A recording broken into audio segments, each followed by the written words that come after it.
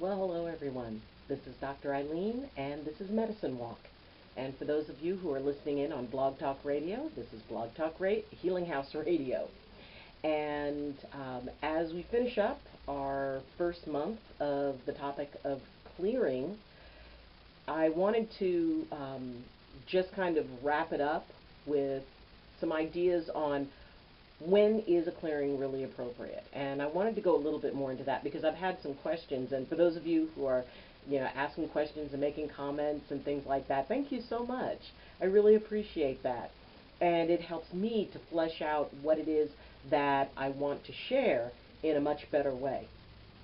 So, and also, for those of you, let me say outright that on the premiere of this episode, when it first airs on Thursday at 2 o'clock, I am in the chat room, so if you're watching this now and it's the first recording, then please come to the chat room and you can ask me questions about the episode while it's going on or any other questions you'd like.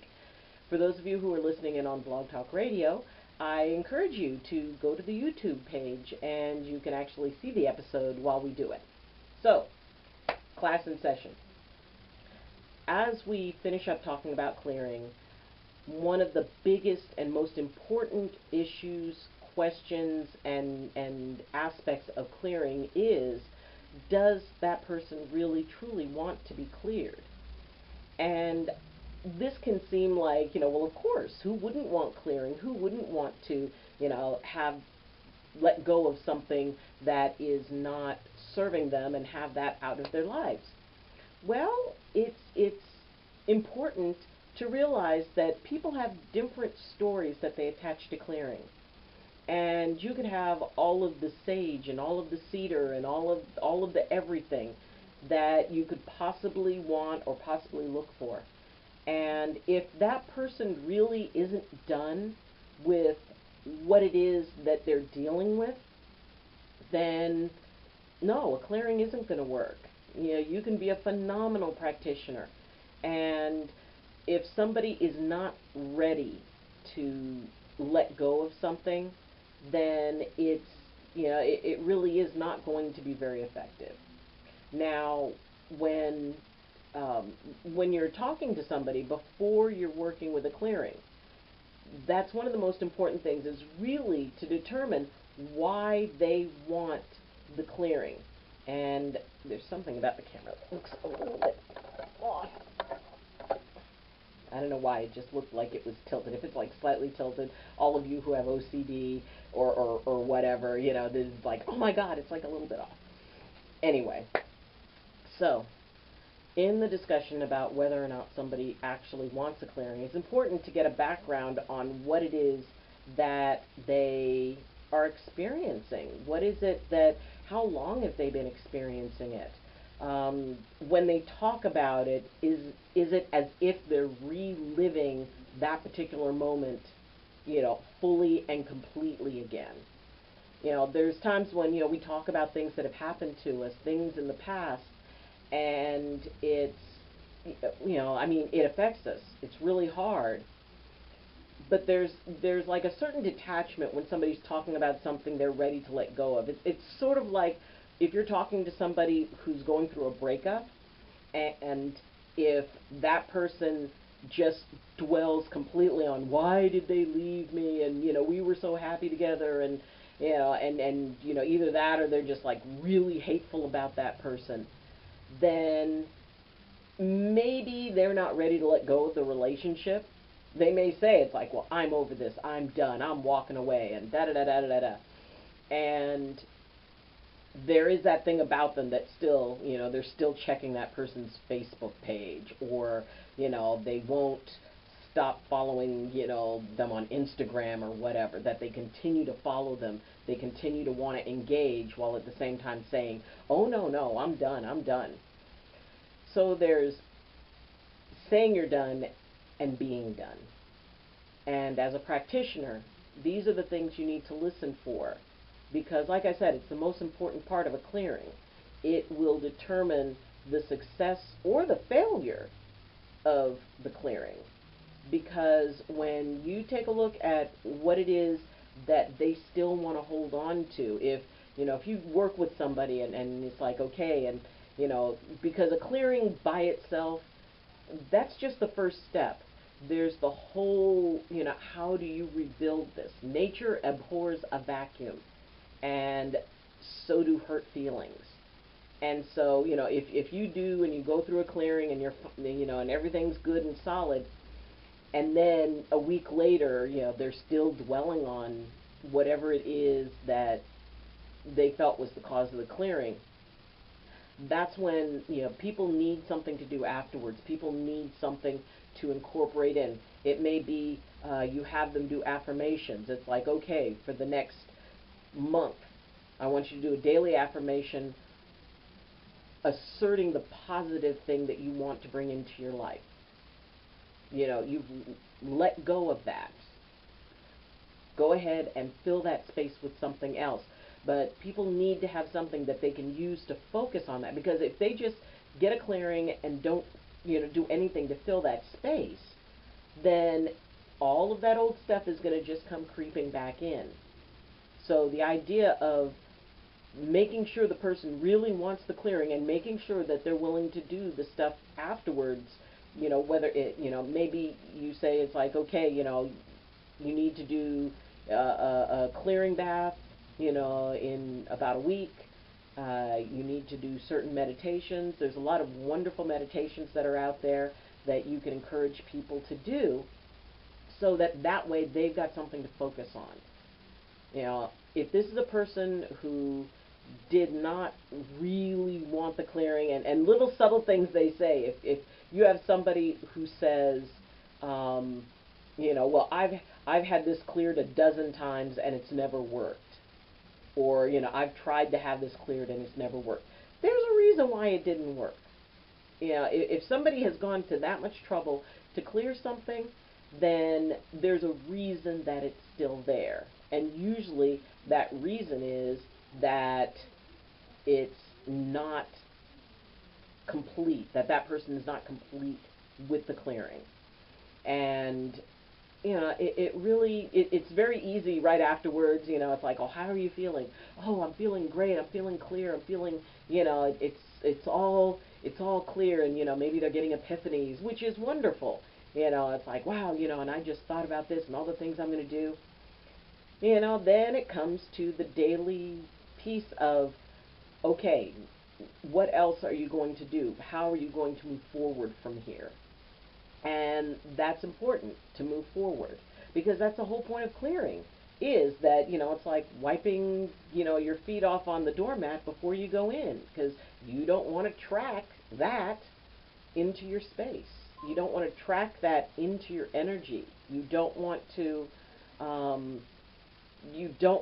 continue to have that a part of your field. And I'm sorry, because this thing is making noise. No, I don't want messages right now. So make sure that when, somebody is there for a clearing, that they are sure that that's what they want. And that there's an agreement that if, they go into, oh, well, and I'm still feeling this, I'm still feeling that, it's like, okay, what is it that was left open? What was left undone? What was left unclosed? Because we need to close that. It's not just about, cleaning a room. It's about cleaning a room and then maintaining the cleaning. I mean, if you have a garden and you go and, somebody wants your help putting together a garden, so you go to their house and you clear away all the weeds, and then you put in the plants and you do all this stuff, and it looks great. It looks great that day and everybody's happy. And a month later you come by and there are weeds and everything's, unkept. It's like, well, did you water? Oh, well, no, I didn't water. Well, did you pull the weeds as they came in? No, I didn't do that. But I need this cleared. And so you go again and you clear out all the weeds and you clear out everything and, you spruce everything up. It's like, okay, well, here's the list of things you need to do, because maybe they didn't know what they needed to do to maintain it. Maybe they thought it was just, okay, we're done. So that's the part of the practitioner that is, that is a huge responsibility. Okay, you've created this beautiful space. You've cleared this garden of the weeds. And that person has to be educated about how they can maintain that garden themselves. Unless you're just going to agree that, I'm going to come in once a month, once a week, whatever, and I will maintain it for you. And, while that's an option, it doesn't, it doesn't empower. It doesn't help someone to see how they can keep their own garden clear of weeds. It doesn't show them that it is within their power. I'm very big on personal, autonomy. I'm very big on people choosing what they want to do, whether I agree with it or not, to be able to, be in their truth, to walk their own walk. They don't need to walk mine. It's about them learning what resonates for them and how to move forward with that. And if someone needs someone else to clear their garden, then that person has not been empowered to realize, hey, I can go pluck my own weeds. Or, maybe that particular weed I kind of like. It looks unique. It looks weird. Maybe I'll just, take it and I'd like it as a plant. Or, dandelion leaves are often used in plant medicines. So, maybe that particular weed you want. But for that person to discern for themselves what they want, what they don't want, and how they want their garden to grow, and what they want their garden to look like. This also applies to us, to the practitioners. We need to be really clear on what our attachment is to somebody else being cleared, and how that defines. And that's an important thing, that it's one thing for someone to ask for a clearing. It's another for them to really understand what that means. And as the practitioner and as, the person who's receiving the clearing, you both need to have the same definition of what it means to be cleared. Because it may be that that person has a totally different idea than your concept of it. So it's really crucial to be able to say, it's the clearing is complete when. And to fill that in and to have that be something that you both agree on, that is understood. If somebody says, well, I thought a clearing meant that I could still be hateful about that person, I just wouldn't be bothered by it. It's like, well, not quite. So be very clear in your explanation of what clearing means, and make sure that the definition of clearing is based on what that person needs, not what you define. My definition of clearing and a person who I'm working with, their definition of clearing may be totally different. I need to figure out what their definition is and work within that. Now, if they think that it's like, well, I'm cleared, I can still be, mean and angry, but I don't have to feel bad about it, it's like, well, that's not really what a clearing is. And to talk about what my concept is, and if my concept doesn't match up with theirs, well, then, I'm sure I can recommend somebody else to do the clearing, someone else that they can work with. Obviously, I'm not the person to work with them. And that is really, really important to know if you're not the right person to do that clearing.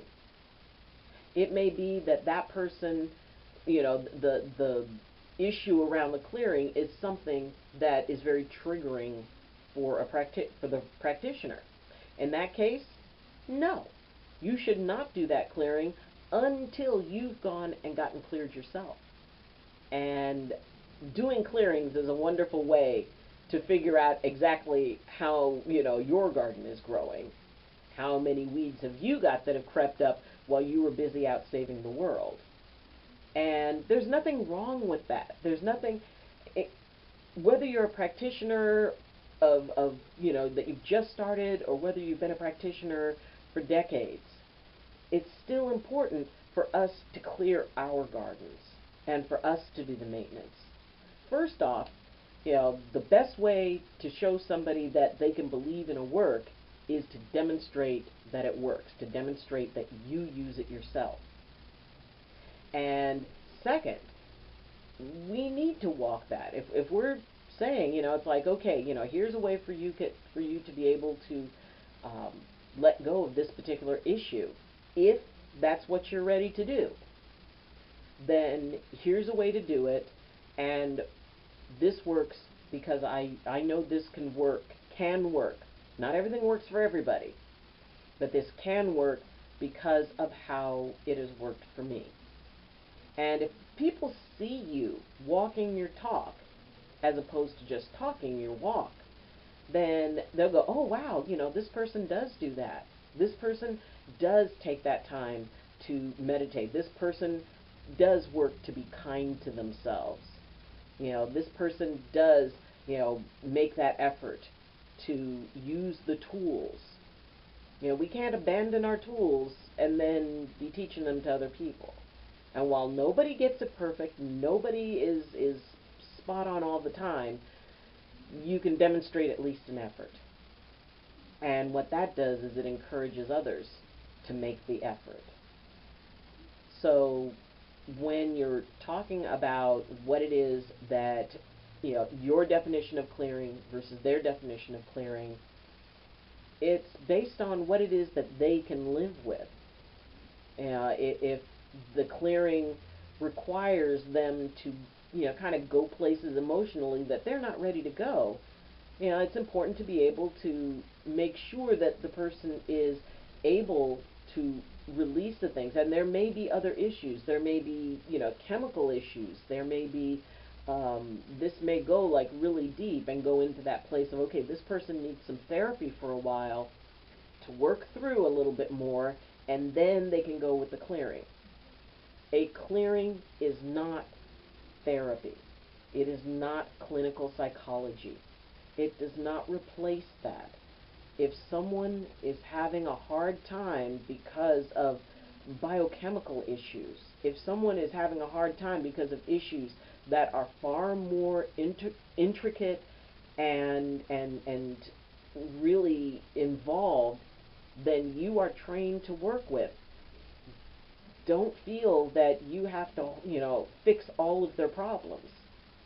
The clearing just creates a level playing ground. It creates a space where the person can see, okay, these are the options that I can go with.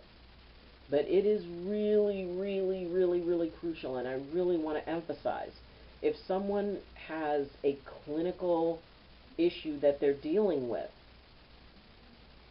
you cannot do this alone, and you shouldn't try.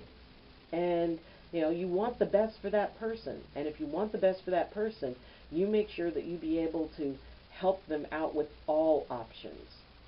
And if they're having an issue with their therapist, encourage them to see another, because we can do a part of things.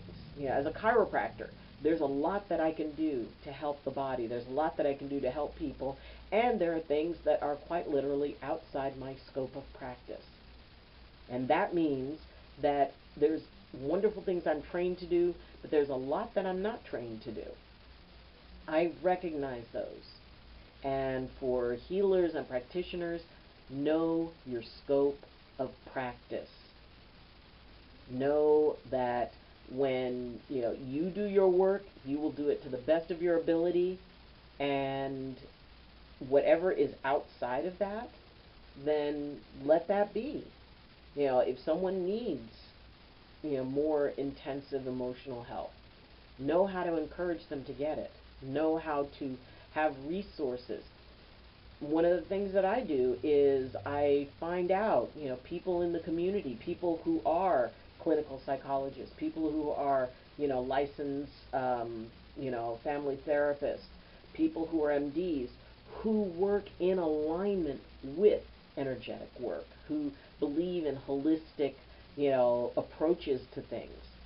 And in every field, there are those who believe in this, body, mind, spirit connection, and, who work with folks who go to, different ceremonies and are able to work within those guidelines for them. So you can find those people and be able to say, hey, here's somebody who, I've looked into, and they really seem to be able to be in alignment with the type of growth and change that you want and the type of clearing that you want. So you can recommend that. Don't worry about being the of-all and end-all and one clearing and they're done. I mean, it can happen, but it's very rare. There's work that needs to be done to maintain the clearing, just in the same way that there's work to be done to maintain a proper garden, or at least a garden that grows what you want it to grow. So, when you look at what it is about the clearing, and you know, you can go back through the other episodes for this month and, you know, look at some of those things with clearings. And if you have any other questions, please put them in the comments. The best part about putting your questions in the comments is that more than likely somebody else has the same question. And then I can answer them, you know, to the best of my ability, or I can connect you with, or I can, you know, bring in somebody who would be able to answer them better. The trick is to understand that anything you do as a healer is just part of the healing. It's not the entirety of it, and that's okay. There's nothing wrong with that. We do the best we can with the tools that we have, and being able to provide that for people is wonderful and amazing. And like I said, it is possible that, you know, something can, you know, come up and just be it. Be that thing that puts it all into place. But most of the time, it's about you take that first step, and then once the clearing is done, then you teach maintenance. So don't be afraid of that part. Don't be afraid that, you know, oh wow, I did it and it didn't work. Well, maybe it just needs more work on that person's part. You know, you just open the doorway. It's up to them to walk through. So, be gentle with yourselves. You know, be gentle in your clearings. Come from that really good heart space. Come from that place of love. Come from that place of wanting that person to have the best of what they can have and what they can create for themselves. Come from that place of empowering them, having them feel like they really do have what it takes to have a beautiful garden all on their own, and it will be theirs. And most of all, trust that you did enough, that you did the right thing. Don't worry about, you know, what else you could have done. You know, Spirit has a wonderful way of guiding us. You know, however you define that. And we'll be covering faith in you know, upcoming episodes. So the idea that it doesn't matter what you believe in, just believe in something. Believe in something that is bigger than you, that you can trust to guide you through this process, because it's not you clearing, it's bringing in the energy that does the clearing. But you're going to be just fine with it. And like I said, if you have any questions, please put them in the comments, or you can also get a hold of me through the Facebook page, Medicine Walk with Dr. Eileen. And if you like, you can join there. You can follow me on Twitter. If you find value in this, and if you feel that others might benefit, then please share the video, like it. If you haven't subscribed, please subscribe. Right now I'm working on qualifying for the YouTube Partnership Program, which means 1,000 subscribers and 4,000 viewing hours in a year. So I'm working towards that. So if you would, you know, feel you can help me with that, that would be awesome. And also, if you would like to support in a slightly higher way, in the links there is, or in the description, there's a link to my Patreon account where you can sponsor me for as little as $2 a month, I think it is. So, thank you. Thank you for joining me. Thank you for participating in this. And, well, we'll see you next week. And until then, as always, I wish you balance, and I wish you blessings from my heart to yours. Love you. Class dismissed.